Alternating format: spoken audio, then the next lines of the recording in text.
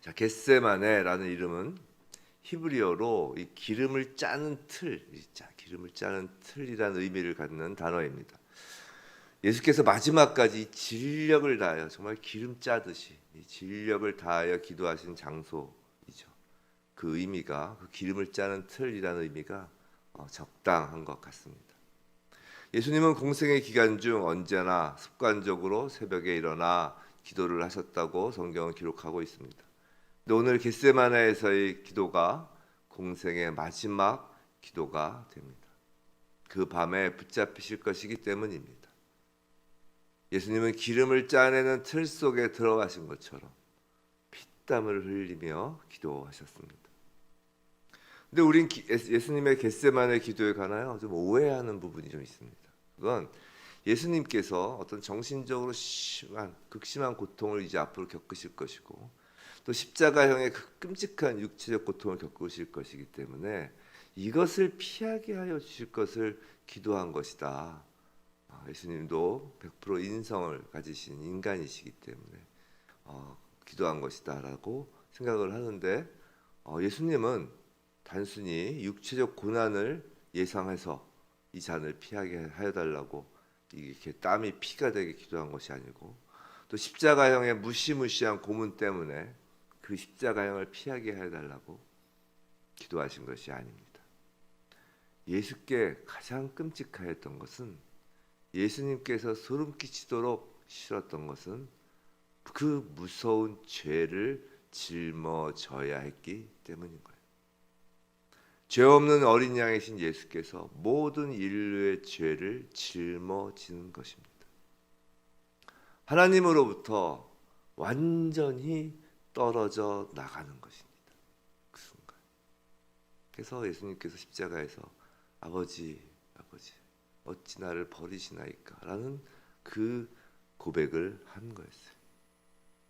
그렇게 하나님으로부터 끊어지는 것, 그 죄, 모든 인류의 죄를 짊어지는 것, 그것 때문에 예수님은 더욱 간절히 하나님 앞에 나아가 기도한 것입니다. 오늘 본문에서 우리는 기도에 관하여 중요한 몇 가지 내용을 배울 수 있습니다. 첫째, 기도는 영적 전쟁에서 승리할 수 있도록 우리에게 허락하신 가장 중요한 무기입니다. 오늘 본문 37절에서 예수님은 고민하고 슬퍼하사라고 되어 있습니다. 근데 여기서 고민하고 슬퍼하사라는 그 원어는 고민과 슬픔이 시작되었다는 뜻이에요. 시작되었다라는 단어가 지금 빠져서 번역되어 있는데 그 고민과 슬픔이 갑자기 밀려왔다는 것입니다. 우리도 살다 보면 그럴 때가 있죠. 갑자기 어떤 똑같은 일을 앞에 두고도 갑자기 두려움과 어떤 슬픔이 확 몰려올 때가 있습니다. 41절에서 그것에 대해서 이렇게 얘기합니다. 시험에 들지 않게 깨어 기도하라 라고 하시는 거예요. 예수님은 이미 자신이 어떤 일을 당할 것인지 그 변화산에서부터 들었고 알고 있었습니다. 잘 알고 계셨습니다. 근데 그럼에도 불구하고 지금 고민과 슬픔이 확 밀려오는 것입니다. 이것은 분명 마귀가 가져다주는 시험입니다. 예수님도 광야에서 사탄이 시험했죠. 예수님의 공생의 기간 동안 귀신은 마귀는 계속 그 예수님의 발걸음을 가로막으려 했습니다. 지금 갑자기 마귀가 시험하는 거예요. 고민과 슬픔이 밀려오는 거죠. 이 깨어 기도하는 것 이외에는 이 마귀 사탄과의 전쟁에서 승리할 다른 방법이 없습니다.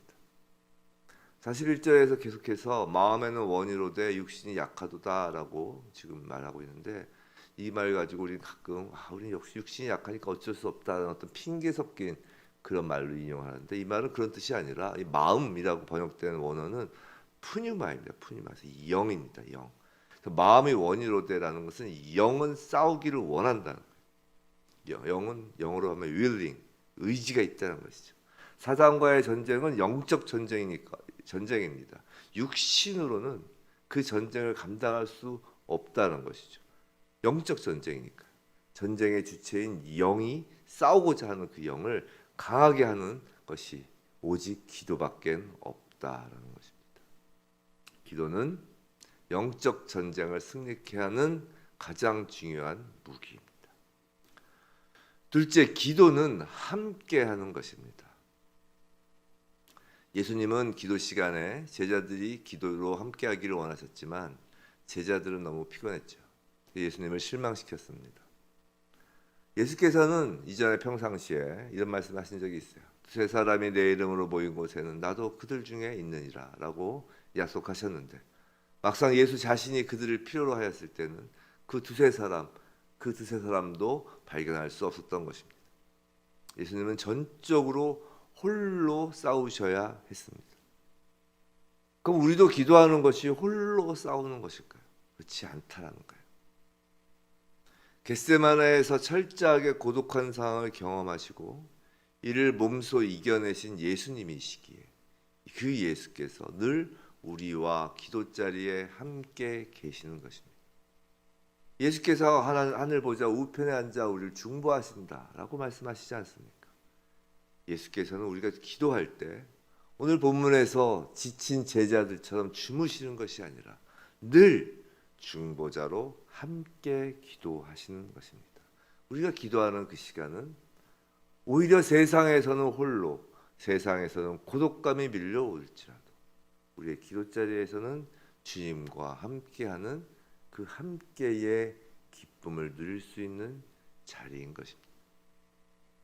세 번째로 기도는 전적인 신뢰를 전제로 합니다. 39절에서 예수님은 기도의 시작을 내 아버지여 라고 하십니다. 마가복음에서는 이 병행 본문인 마가복음에서는 그 시작을 아바 아버지란 말로 기도를 시작하십니다. 근데 하나님을 부를 때 이처럼 예수님께서 쓰신 아바라는 말은 다른 유대 문학에서는 찾아볼 수 없는 말입니다. 이 말은 어린아이가 자신의 아버지를 부를 때 사용하는 가정 내에서 매우 일상적인 용어입니다. 우리말로 하면 아빠입니다. 아빠. 그렇기 때문에 하나님을 부를 때 감히 사용하지 못한 것입니다. 그런데 예수께서 아빠, 아바라고 부르신 후 우리도 하나님을 아바라고 부를 수 있게 된 것입니다. 아빠, 이 말은 우리는 아주 어린아이이고 그런 작은 아기가 아버지를 부르는 것과 같은 신뢰와 친밀성을 하나님께 갖고 있다는 뜻입니다. 아빠. 이렇게 시작한 기도는 하나님에 대한 전적 신뢰에 기초하는 것입니다. 넷째, 겟세마네의 기도는 우리에게 반복하는 기도의 가치에 대해 알려줍니다. 자, 예수님은 겟세마네에서 동일한 기도를 3번 반복하셨습니다. 그런데 이는 산상수훈에서 예수께서 하지 말라고 하셨던 이방인의 그 중언부언하는 기도와는 다른 것입니다. 이방인의 중언부언하는 기도란 그 주문을 외우는 것 같은 기도를 말하는 것이거나, 우리 주문 외우죠. 뭐 이방신들 섬길 때는 주문 같은 마마마마 나무 아무 이렇게 외우잖아요.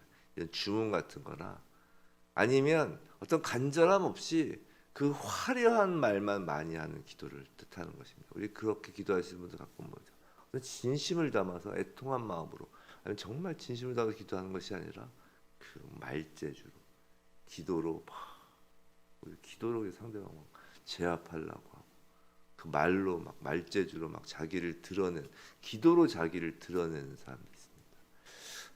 그런 게 이제 중언부언하는 기도, 이방인의 기도라는 것입니다. 기도는 진심을 담아서 정말 단 한마디를 하더라도, 어느한 말 한마디라도 진심을 담아 기도하는 것입니다. 예수님의 반복은 그 기도가 예수의 진심이며 매우 간절하다는 것을 보여주는 것입니다. 기도는 솔직하고 진지하며 간절한 것이어야 합니다. 기도하고 나서 그 자리를 훅 뜬 후에 이제 더 이상 자기가 기도한 것에 대해 더 이상 생각하지 않는 것이 마치 대단한 믿음인 양 여긴다면, 솔직히 그건 솔직하지 않은 기도의 모습일 수 있습니다. 그런 기도는 오히려 얄팍한 기도일 수 있는 거예요. 우리가 정말 간절하다면, 정말 우리의 마음에 그것이 원함이 있다면 어떻게 한번 튀 기도하고 해서 됐죠? 하고 일어날 수가 있나요? 오히려 그거는 얄팍한 기도라고 할 수 있죠.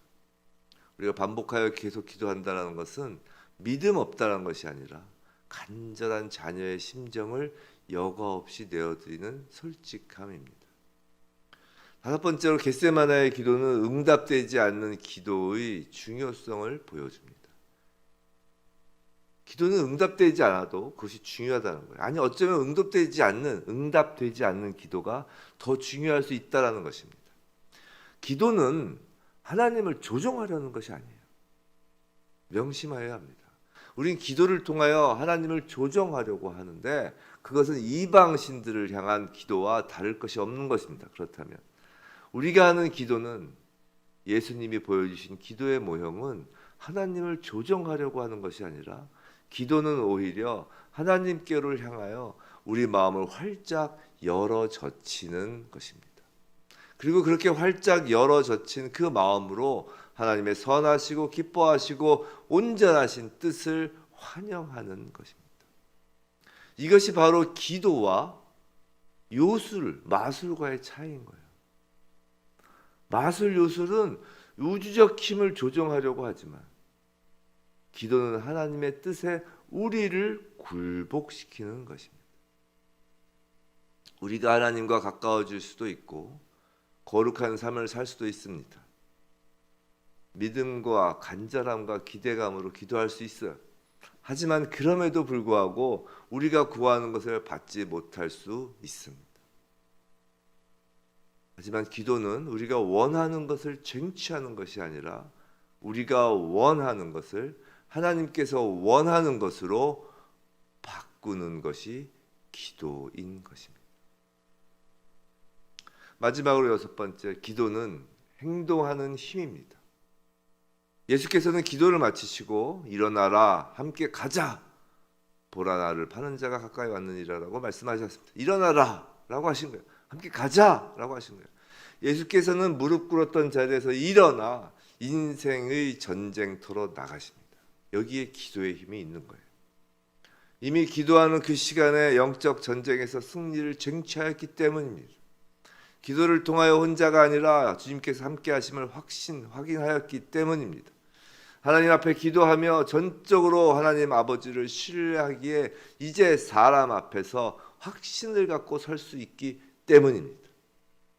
하나님을 신뢰하는 것이지 사람을 신뢰하지 않기에 인생이라는 전쟁터에 나갈 수 있는 것입니다.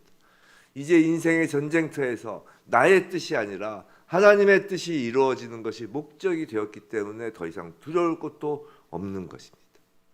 밀려오던 고민과 슬픔이 겟세마나의 기도를 통해 사라진 것입니다.